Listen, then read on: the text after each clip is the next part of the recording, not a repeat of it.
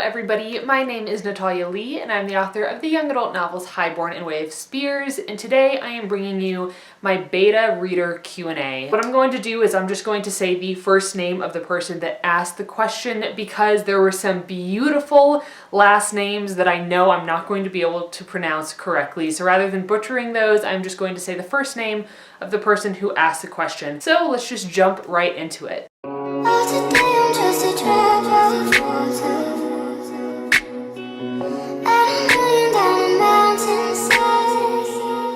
Okay, so the first question is from Emily, and Emily asks, "Hey Natalia, I was wondering if you asked your betas any questions. For example, if you had any issues with a character or setting or a scene that you wanted opinions on. I like the idea of handing over a whole manuscript, but I'd also like to focus on the parts I want the feedback on. Or do you find them giving feedback as the opinions come to them more beneficial because it's part of their experience?" So I did give my betas guided questions. So the way I did this was I put the guided questions at the end of every chapter. And then as far as, do I find that my betas giving feedback as the opinions come to them is more beneficial? I'd say yes and no. Yes, because I want to know what my betas are actually thinking and feeling while they're reading. And I know that by asking certain questions, I'm triggering certain responses and certain remarks. If I point something out that I thought was problematic and they didn't see it before, but then they see it after I point it out, is that not as much of an organic experience because I was kind of, flashing lights on this problem? So I'd say yes, that can happen, but at the same time, if it's something that I think is problematic enough to ask a question about it, like I'm asking questions about the things that are bothering me. So if it's bothering me and I ask a question, I'm drawing attention to that, and then I feel like my beta is able to spend more time actually thinking about that question and that potential problem. So I'd say you can go both ways on this. Potentially you could even do like a run through of a certain number of betas that don't have the guided questions, and then a number of betas that do have the guided questions, so that you can get more like organic responses from the group that don't have the guided questions, and then more like narrowed and specific responses from the betas that you did give guided questions to. So Brooke asked, "I would love to see what kind of questions you ask your betas after each chapter. Are some questions different throughout the whole book, or are they all the same after each chapter? Would you recommend asking betas different questions after each chapter?" So some questions I asked pretty frequently, such as, "Is fairy magic making sense to you? Are you confused by anything at this point? Is the plot convincing to you?" Oh, I would constantly ask, "Who is your favorite character?" Because I want to know which characters are my beta readers really connecting with and which ones are kind of getting forgotten about and kind of pushed to the side. And I got really great responses for all those questions, but then I also switched it up. So maybe I came across one chapter where there was a lot of fairy magic and I felt like maybe I didn't describe it clearly enough and maybe it needed more detail. So I would ask specific questions about that. Or maybe there was a chapter that was super, super long, compared to my other chapters, and I would ask, how does the length of this feel? Were you getting bored at any point while reading? That's another question that I asked multiple times because I wanted to gauge how excited my readers were to keep going. So there were certainly questions that I continually asked. I didn't ask them every single chapter. I just kept checking in with my beta readers. And then there were questions that I would only ask, for specific chapters when I felt that specific problems were arising in the manuscript. All right, Louise asks, "What are the main things you would recommend getting feedback on from your beta readers?" So for me, the main things that I wanted feedback on were like emotional responses. I want to know if you're excited to pick the book up and read it. I want to know if you're bored out of your mind and wish that you hadn't signed up to be my beta reader, I want to know if you are really enjoying a character. I want to know if you're buying into the romance that I am trying to build. I want to know your emotional responses because to me, storytelling is all about making somebody feel something. That was the number one most important thing for me was, gauging the emotional response. And then I'd say the second most important thing is making sure that nobody is confused. Unless you're trying to confuse them, like maybe you have a thriller or, you're putting pieces together slowly and people are supposed to be confused leading up to the big reveal. Unless that's the case, which for me it wasn't really. Like, there were certainly aspects of things slowly coming together, which I think is similar for most novels. But I did not want my readers to be super confused. I wanted them to have a pretty basic understanding of how fairies work, of how fairy magic works. I wanted to make sure there weren't any like gaping plot holes that were confusing readers. So those would be the two top things I was looking for, were emotional responses and then making sure no one was confused and everything made sense. All right, Ryan asked, I would love to know your thought process on what questions you wanted to ask. Some are fairly obvious, like, do you love or hate this character? But what about the deeper questions? How do you decide what the right questions are? For me, the questions that I asked my betas were based off of the problems that I saw or that I perceived to be within a chapter. So let's say a great example and something that I am struggling with in my edits right now is having the involvement of a police force in my novel and a search and rescue team. And because I am somebody that doesn't really have a good grasp on how police forces work and how detectives work, I was wanting to ask questions about, does this sheriff seem realistic? Is this person asking the right questions? And I know that's kind of vague because I'm trying not to give too much away about my book, but I perceived that there was a problem with how I wrote out kind of the method that the sheriff and the police department was going about, solving a problem. And I pointed that out to readers because I wanted to know, am I writing this correctly? Am I writing this realistically? Are you buying into this? And I got a lot of mixed responses, which is helpful but also frustrating because I know that there's a lot of changes that need to be made. So for me, picking the right questions meant, bringing attention to the things that I was a little bit uncomfortable with or that I was not entirely happy with. So when I would come across something that I was like, I'm not sure how I feel about that, I want somebody else's opinion on it, that's how I knew to ask those questions. And then also, I wanted to ask questions about scenes that were supposed to really deliver an emotional punch. So if there is a death of a character, I want to know, do you even care that that character died? How are you feeling when you read this death? If there was a kiss scene, I want to know, okay, were you cheering for this couple all along, or do you really not even care that these characters are, getting involved in a romantic relationship? So there were those kind of questions that I knew that I wanted to ask, but then also the questions that to me felt like I was pointing out problems and I wanted specific feedback on what I thought those problems were. All right, Sean asks, once you are finished with your edits based on the beta feedback, what is your next step? Do you take it to your critique group next? Do you hire a professional editor, or do you do a final self-edit before publication?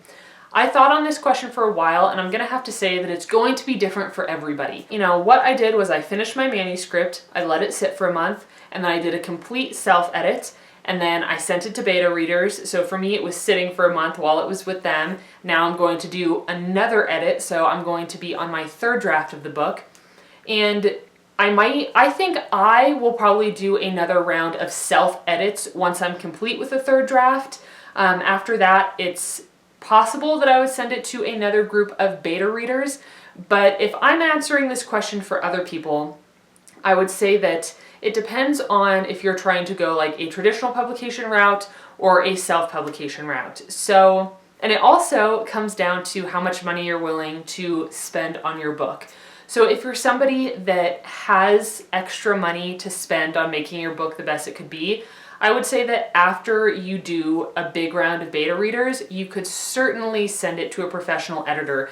Now, you would have to decide if that was going to be like a developmental editor or if that was going to be a more tedious like line editor. That would be up to you, but that would definitely be a great way to really polish off the draft and make sure that it was really strong. Now, if you're somebody that doesn't have that extra cash to spend on your book, I would definitely recommend doing another round of beta readers and perhaps this time narrow the pool, because I think that's what I'll do is, I did a round of 24 betas They gave me amazing feedback that I am really working hard to incorporate into the novel. But then once that's all incorporated, I think I might do a smaller pool of people, be even more selective about who I give it to, and then get more feedback and do another edit. I can't say that I'll do that for certain. That's kind of what's in my mind right now, but it also depends a lot on, there are query contests that I'm going to be participating in these upcoming months, and pitch contests. So I don't know if anything will, come of those contests that I want to participate in, but if they do, then I'm sure that that would have an effect on, how I move forward with this novel. Now, if you want to traditionally publish, for myself personally, I would not hire a professional editor, just because if you want to traditionally publish, typically you would query agents first, and then if you're able to land yourself an agent, sometimes you might do rounds of edits with that agent, and then that agent, I believe, pitches to editors at publishing houses. So if an editor decides to pick up your book and they want rights to it, that editor is going to work with you to edit it and make it the strongest book that it can be so that it can come out through their publishing house. So for me, I wouldn't want to fork over, thousands of dollars to have a freelance editor edit my book just to get it into the hands of a different editor that wants to maybe go a different direction with it. So that's just my outlook on it. Again, if you have the money to spend, that totally changes things. And I would highly recommend going to a professional freelance editor if you have the money. If you don't, then definitely extra rounds of beta readers, extra rounds of self-edits. And then I guess it's just up to you where you go from there. Personally, for me, I don't have any plans right now to hire a professional editor, because I do want to try to pitch to agents and then hopefully, be able to get into an editor who would help me with my book. But I don't know. I am totally new to the traditional publishing process. I've never queried before. I've never tried this before. So I am learning along the way, and I'm going to be sharing, more videos and Q&As with you guys as I am learning new things. So I really don't want to put incorrect information out there when I really don't know what I'm talking about. But I think that, for this question, it's really a personal decision. It has to do on if you're doing self or traditional publishing, how much money you have to spend on your book, when you want to publish it, and just so many other variables. So it really comes down to what you want to do. So Heather asks, since being a first-time beta reader, do you like it when we leave other comments in the work, or would you prefer that we only answer the questions that you left us? So those are the guided questions that I mentioned. Is it normal for authors to leave betas questions? Would you prefer the structure of our comments to be more professional or personable? Sometimes I had no words other than just a bunch of heart emojis. Does this distract you? So I'm sure that this changes from author to author, but for me, I love seeing heart emojis in my work. Like, there is definitely a place for professional feedback. I had one beta reader, Georgia May, if you are watching this, I had a beta reader that pointed out when I was filtering, and that was mind-blowing to me because I hadn't realized that I was filtering until Georgia pointed it out, and I was like, oh my god, I have to fix this. And I've had a really good time going back through the manuscript and finding instances of where I was filtering and fixing all of them.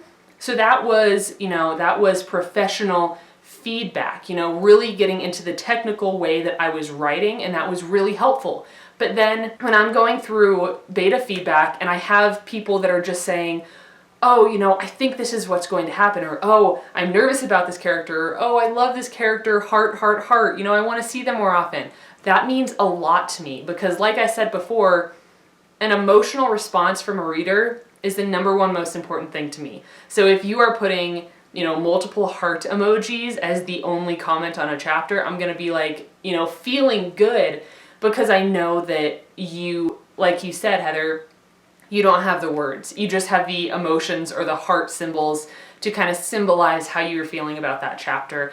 And I think different authors will approach this in different ways, especially with different fiction or genres. You're going to have people that are trying to interact with their readers in different ways. For me personally, I loved the personable touches. I loved when people were guessing about what was going to happen and leaving me smiley faces or sad faces or just a bunch of exclamation marks. That meant a lot to me because it meant that you were interacting with my novel on more of an emotional level, and that's exactly what I was going for. All right, Allison asks, I wonder, what's the deadline to give your beta readers if you were sending them 5 chapters at a time? I don't know. It depends on how long your book is, really, because if you only have 20 chapters, but they're long chapters, then maybe 5 chapters a week. But if you have, 50 chapters, then you're going to need feedback on those 5 chapters back relatively quickly. The reason that I didn't want to do the certain number of chapters at a time was that for me, it just required a lot more effort from my betas, I felt like, because not only did they have to be constantly checking their emails and constantly, responding back to me and just staying on top of it, but they wouldn't have the freedom to just sit down and read as if it was a book. And, I would have loved to be able to send my beta readers actual physical, proof copies of my book so that they really had the experience of reading a physical book, because I think that changes the way that you interact with the material that you're reading. But if I was reading 5 chapters at a time and then I was getting cut off, I would really be in the mindset of, this is an unfinished book, I am beta reading this book, rather than being in the mindset of, oh, I'm just reading this book for fun and giving my feedback, as it comes up. So for me, it would not have been as much of an organic process, which is really what I was going for. But I'd say that the time period for 5 chapter turnaround is really going to depend on how quickly you want all of your beta feedback back to you and how long each individual chapter is. Because I have some chapters that are 6,000 words, and then I have some chapters that are 1,000 words. So, you'd have to kind of gauge the chunk of work you're giving to your betas every week or 5 days. So Jana asks, for someone who would like to be a beta reader, how can we get ourselves out there with info on what we like to read, etc.?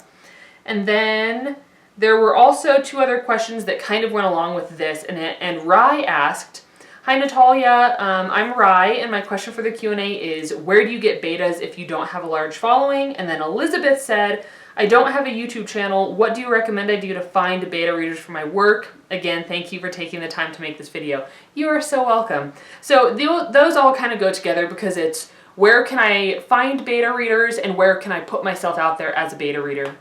And I have a few different ideas for you. So I would definitely say that if you are a writer, I would recommend using, I've never used Wattpad, so I can't recommend that because I don't know how it works. But I used to use Scribophile, and I absolutely loved it. I even paid for a monthly subscription to Scribophile, which is a website where you can post your work, and then other people comment on it and help you edit it, kind of like beta readers. But then in order to post your work, you have to post on other people's work. So you really have to be working together with each other. So when I was doing that, I did not do this with Song of the Dryad. I was on Scribophile with a novel called Fire Tongue that I wrote, and I still want to finish and publish Fire Tongue, but I'm just not ready to go back to it yet. And I was absolutely able to make connections with other writers who had a similar style to my own, writers who were at a similar level, in terms of our progress with our writing endeavors and our publication journey. And through that website, I was able to kind of hook up with people that were willing to, swap chapters away from the website, away from Scribophile through email and such. So getting involved on a website like that, especially if you are a writer looking for feedback, is a good way to go and is a good place to find someone. And then I'd also say that I have seen a lot of people posting about beta readers on Goodreads. So if you have a Goodreads account, there are forums that you can post in and groups that you can become part of. And there are definitely young adult, if you're writing in the young adult genre, you don't have to be. There are other, age groups and genres and such for the forums that you can join. But for me, I was kind of involved in the young adult fantasy genre type beta reader groups. And people there, they can read the description of the book that you've written and they can sign up to be your beta readers as well. So I would definitely recommend that. You can use Twitter, you can use Tumblr, especially be using your hashtags like am writing fantasy, young adult, science fiction, contemporary, whatever it is that you're writing. Make sure that you are using all of those hashtags so that people that are looking to read that work can find it. So again, whether you are a beta reader, you want to be a beta reader, or you are looking for beta readers, I would highly recommend getting involved in online writing communities such as Scribophile, Goodreads, maybe even Wattpad. But like I said, I've never actually used Wattpad before, so I'm not exactly certain how it works. But you don't have to have a following necessarily to be able to find beta readers and to find people that enjoy the fiction that you're writing. I found beta readers before when all I had was like 100, I think I had 100 followers on Tumblr or something. And even with those 100 followers, they weren't really interacting with me regularly, but I was able to find beta readers through that platform. So just make sure that you're utilizing social media and all of your hashtags, and you will definitely be able to either one, find a book to beta read, or number two, find beta readers for your book. Okay, the next question is from Sam, and Sam asks, one question in terms of your personal experience for Song of the Dryad. Were there aspects of the feedback that you received that were unexpected or that surprised you? And also, is there any advice you would give betas in order for the author to get the most out of the beta reader feedback process? So absolutely. There were comments that I got from beta readers that it's like they were hinting at things that were not even on my radar. Like I mentioned that comment earlier about the filtering. That was so helpful because I had no idea I was even doing it until it was pointed out to me. So it was unexpected, but also really helpful. A lot of the unexpected feedback came from readers interacting with my characters on a very kind of biased level, which all readers will do. When we're interacting with a story, we're bringing our own experiences into that story and interacting with the characters based on those experiences we've had. So I had some readers that were, really frustrated by certain characters or that didn't understand the motivations behind certain characters. And to me, that was surprising and confusing because I thought it had been really clear. But again, I was writing it with only my personal experience to go off of. So by having beta readers point things out to me, I've really been able to kind of tighten up character traits and the way that my characters interact with each other and the world around them in such a way as to clear up any confusion that there may have been about like motivations behind characters acting certain ways. And I know that that sounds really kind of general and generalized, but the reason I'm doing this is because I don't want to give away too much about the book, spoilery stuff. And then as for the second question, any advice that I would give betas in order for the author to get the most out of the process? I would say to try to really leave constructive criticism, and when you're leaving constructive criticism, remember to always, give praise as well. So by constructive criticism, I mean, if you come across a character that you don't like, rather than just saying, I don't like this character, tell the author why. Maybe you could say, I'm not connecting with this character because I don't understand her motivations or why she's doing these things. And then also, kind of cushioning your criticism and praise, because I think it's natural for us, us being writers to kind of read negative feedback and just latch onto it. So I might read 5 positive comments, but then I read 1 negative comment, and it's that negative comment that kind of gets to me. And I'm learning how to not let that bother me. It's just a learning process that we'll all have to go through. But I'd say that if you're giving constructive criticism, I'd say also give some positive reinforcement and feedback.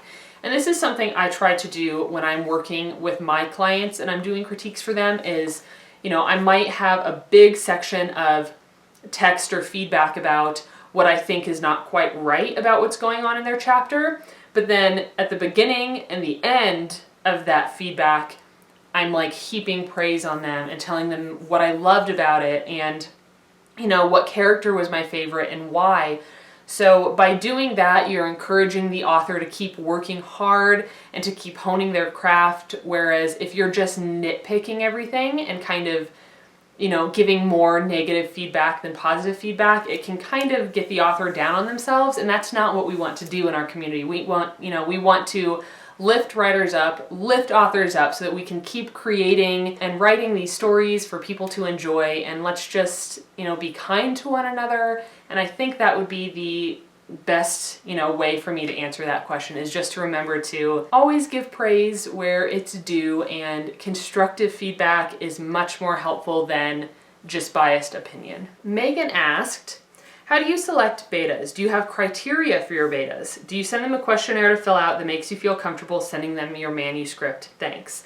So yes, I did have a questionnaire form of sorts, and it was on my website, and I had potential betas copy it and paste it into an email and then fill it out.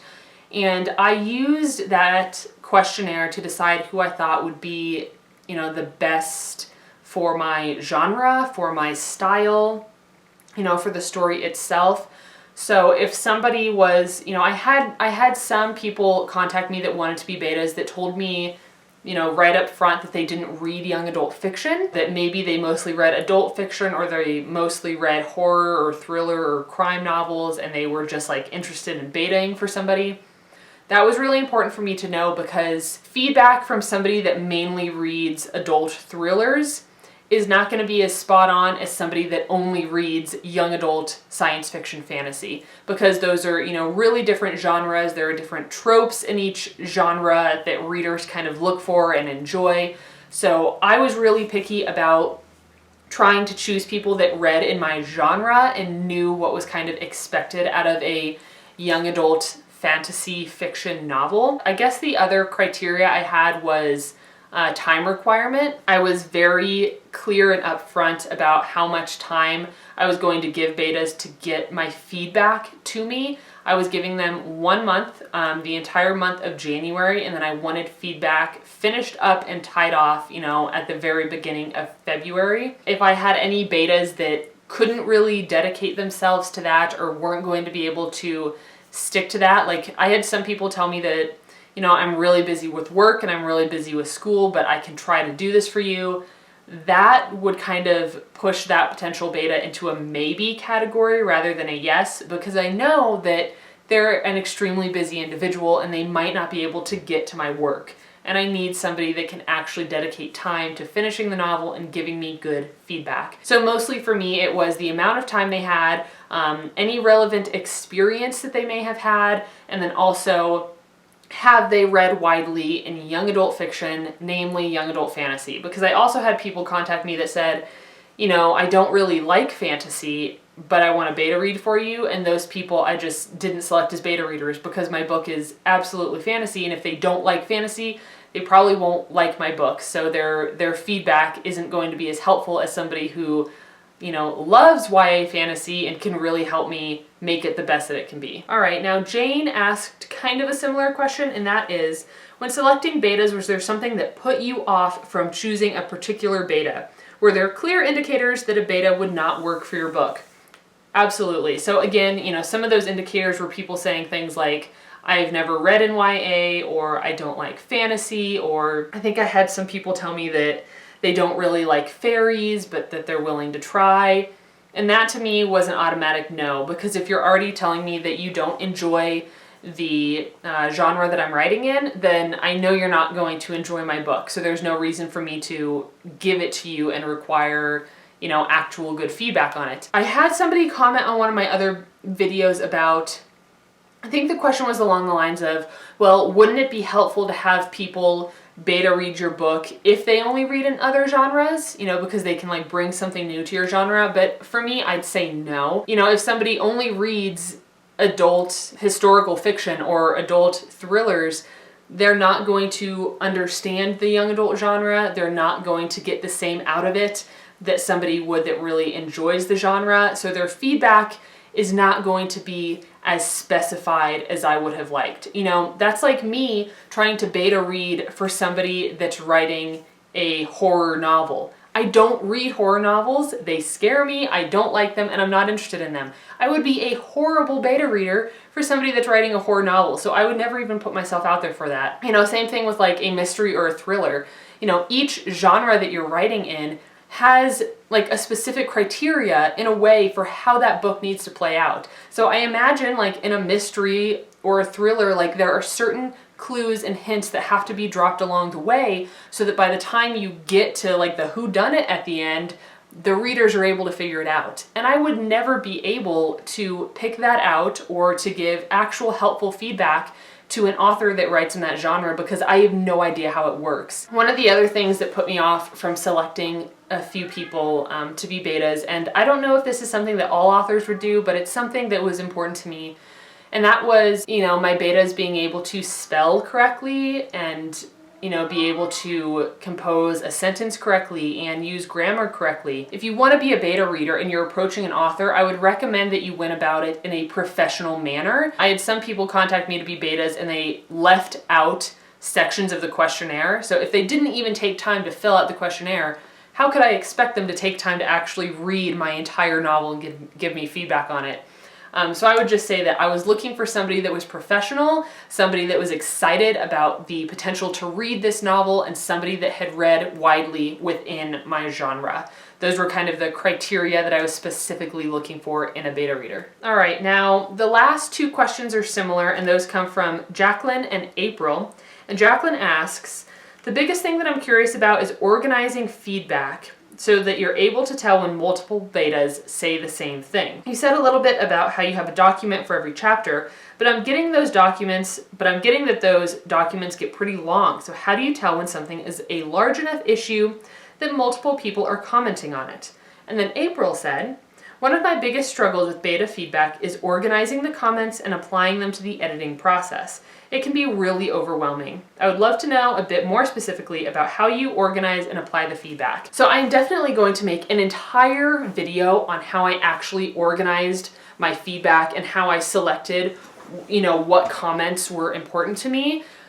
But what I did was, I have my spreadsheet that shows me all of my chapters and all of my beta readers. So I'm keeping organized which chapters, which comments I have read from which betas. And then I also have a separate document that has, prologue through chapter 31 listed out, and those are ready to be filled with my editing notes. So what I do is I will open up one document at a time and I will read through all the comments that beta reader leaves me.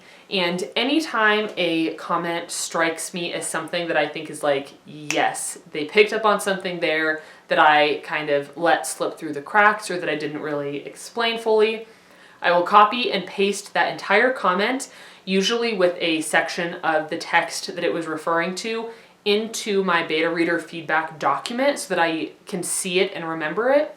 And then after I'm done with that beta reader, I will close that page and open up my second document. And the moment I see a beta reader touch on, something that's already in my document, like my edit notes, I'll make an extra note about that. So if 2, 3, 4 people have said this, I'm keeping a tally of how many people have repeated a similar comment to me. So by the time I'm seeing it multiple times across different beta readers, I know it's something that I need to address. But then sometimes when you're organizing feedback, make sure that you are not trying to listen to everything everybody says. So sometimes I will have betas that are trying to be helpful by maybe highlighting an awkward sentence and then rewording it for me or rewriting it for me. Or maybe they highlight something and they're like, oh, this doesn't sound right, or oh, this sounds awkward, or oh, I don't really like how you said this. Those little comments to me mostly get ignored.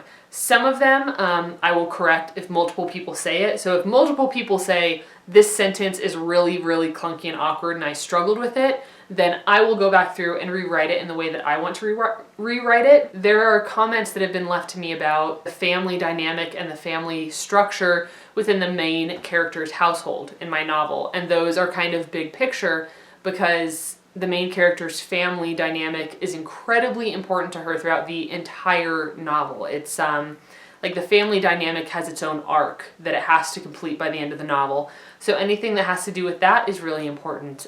Or the overarching quest that my character is going through. Big picture comments about that are super important to me. But when we're getting down on like a paragraph level or a line level, I'm less likely to spend time correcting all of that because I know that there's going to be another round of edits when I'm done with the third draft, and that's when things will start to get really nitpicked and cleaned up. The wording will start to flow smoother, But for this beta read, I am mostly focusing on big picture edits. So you need to decide on exactly what you want to focus on and then make sure that you're organizing that feedback. Don't worry about the 500 instances where somebody told you to use this word instead of that word, because it's just going to drive you crazy and it's not helpful at this point in your editing process. And then I'd also say that if you are giving your betas guided questions, that helps a lot, because then every single beta reader is responding to a specified problem or question that you have given them. And then you can see 5 people said that I need to fix this, or 20 people said that this was a really confusing chapter. So you know that that's a big picture edit that needs to be made. I want to say thank you so much to everybody that sent me a question. I really appreciated receiving those from you. And these types of videos are probably my favorite to make, because I absolutely love sharing my journey with you, and I love sharing like my insight and the things that I have learned along the way. So I absolutely adore doing these Q&A videos, and I would love to do more of them in the future as I proceed, down my publishing route with Song of the Dryad. If I ended up not fully answering one of your questions, please let me know down below, and you can always follow up with me. I am so happy to chat in the comments and kind of clarify things for you if you need that, or maybe my answer kind of incited another question for you, and feel free to leave those down below, because I would love to share as much of my feedback on this as possible to try to make your beta reader experience the best that it can be. So I'm going to wrap this up here, and I will see you guys in my next video. Bye!